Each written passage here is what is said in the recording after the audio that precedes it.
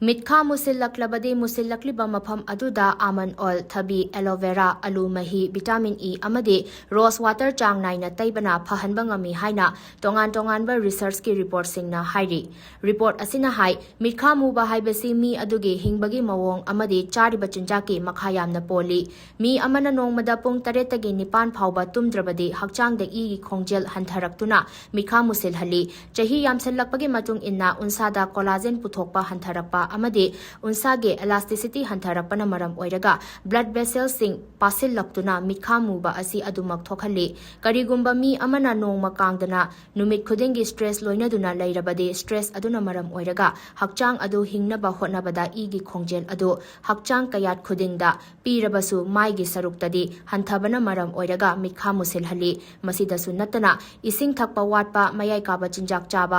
amadi nungsada matam sangna lairabadi hakchangda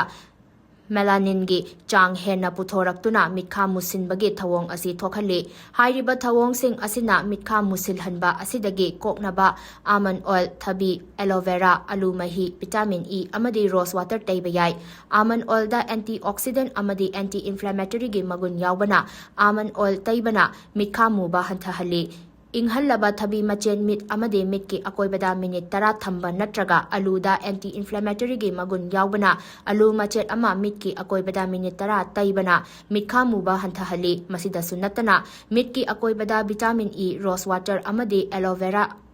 ahingba ama taiduna thamlaga mathangi numitta mai tathokpana mit ki akoibada hydrate piduna mitha muba hanthahali haina report asina makhatana hairi